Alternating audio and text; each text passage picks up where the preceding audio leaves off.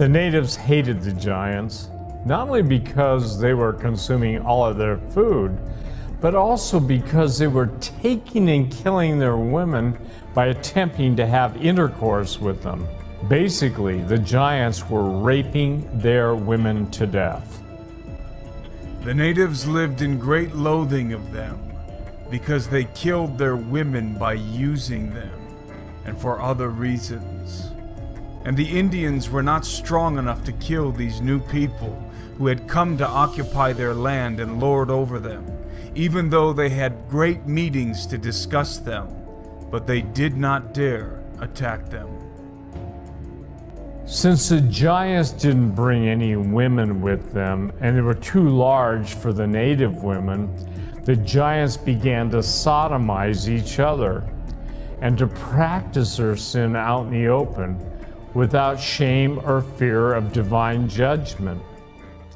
One day, while they were engaged in the act, a bright angel appeared in the sky above them, wielding a shining sword.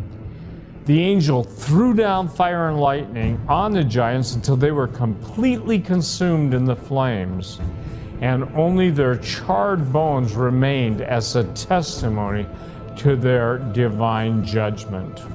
And all of the natives affirm that the Lord our God, not being served to overlook such an evil sin, sent them a judgment according to the ugliness of the sin. And thus they say that as they were together enveloped in their damned sodomy, fire came down from a dreadful sky with great noise, in the midst of which came forth a resplendent angel with a sharp shining sword, with which in one single blow he killed all of them, and the fire consumed them, so that all that was left were the bones and skulls, which God wanted to remain unconsumed by the fire, as a memorial of their judgment. This is what they say about the giants, which we believe happened, because in this region they have found, and find still, massive bones. And I have heard of Spaniards that have seen fragments of teeth, that they swore that if they were whole, would weigh more than a butcher's half-pound. And also that they have seen another fragment of shin bone, that it is amazing to account how large it was, which testifies that all of this truly happened. And even besides all of this, one can still see where their village was, and the wells and cisterns which they made. Interestingly enough, this same story concerning the Sodomite giants that were destroyed in the judgment of God was so popular among the natives of Peru that many of the chroniclers make mention of it in their writings. In fact, even Francisco Pizarro and his men saw the bones with their own eyes while passing through Santa Elena.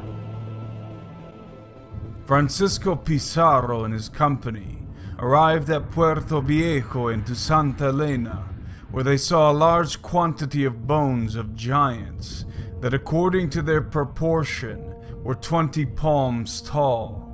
The Indians had a tradition concerning these giants that they were people from before the flood, because giants of such huge size were never known to exist again.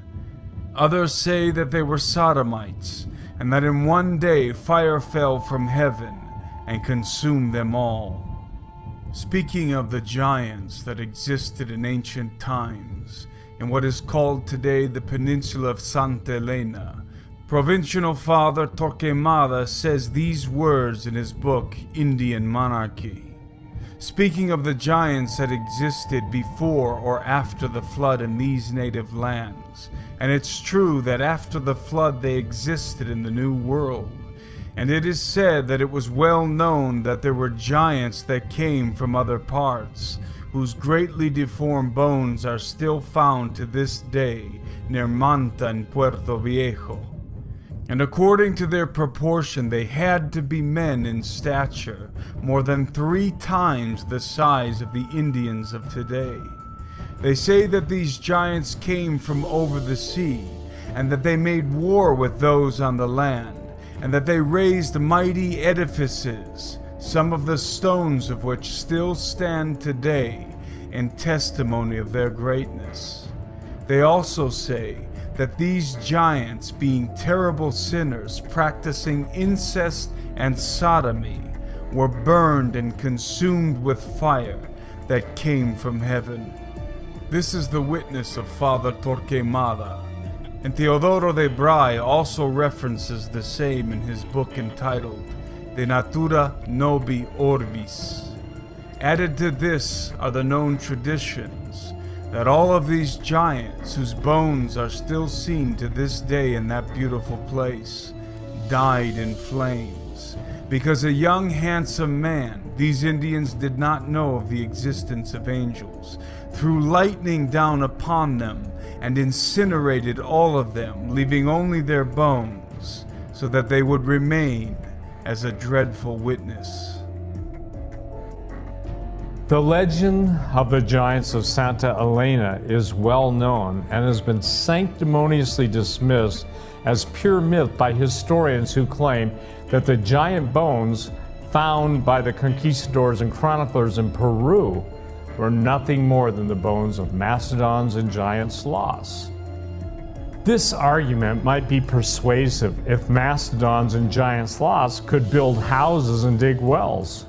But the real problem for historians is that the legend of the giants at Santa Elena was scientifically proven to be true in 1543 by Captain Juan Olmos, who dug up not only the bones but also the heads of the giants. And with all of this, full credit has never been given to what the Indians said about these giants, until, being the lieutenant governor at Puerto Viejo in the year 1543, Captain Juan Olmos, native of Trujillo, hearing all of these things, conducted an excavation in that valley, where he found such gigantic ribs and other bones, that if the heads had not been found with them, it would not have been believable that they were human beings. And thus, by his own investigation, and seeing the signs of the lightning that punished them, he confirmed what the Indians had said to be true. And he sent throughout the diverse regions of Peru some of the teeth that they found there, each one which measured 3 fingers in width and 4 in length. The Incas, the conquistadors, and the chroniclers all agree that there were giants in the land. On more than one occasion, the conquistadors found gigantic human skulls, so large when they stuck their swords into the eye socket of the skull, the tip of the blade barely touched the back of the cranial cavity. One thing that cannot be denied, as much as for the tradition of the Indians themselves, as for the signs and relics that are still present, is that there were once giants in this land. How they came to this land and from where, and how long they lived in it, is uncertain. The first Spanish conquistadors of this kingdom found in the peninsula and port of Santa Elena, Diocese of Quito, human bones of massive size that they knew belonged to giants, and among them some shin bones more than 3 feet long. Many other bones of the same proportion have been discovered afterwards in other parts of that same province, and in the province of Trujillo. Also bones of equal size have been seen further inland, as in the province of Tucumán and Tarija. In the latter of these, a whole body was discovered beneath the ravine, or bank of a river, that the water, having eroded the bank, had unearthed. It was so massive that its grave occupied a very large space, and its skull was so abnormally gigantic that some of the Spaniards, thrusting their swords through its eye socket, could barely reach the back side of its head with the points of their blades. in the province of Santa Cruz in the Sierra. The governor was an honest Christian gentleman named Don Lorenzo Suarez de Figueroa that populated the city of San Lorenzo, capital of that province. And he found something during the conquest of Tucumán.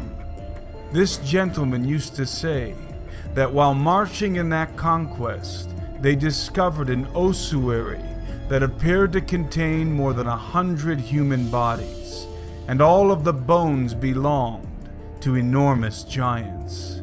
And he himself thrust his sword through one of the skulls, and the whole blade passed into the cavity. From that same region of Tucumán and Tarija, they brought back to the Villa de Potasi some years ago a great quantity of bones of giants. All of them were in pieces, so that there was not one entire bone except for some teeth. But their abnormally gigantic size demonstrated that they were from massive bodies. Each tooth was no smaller than a fist.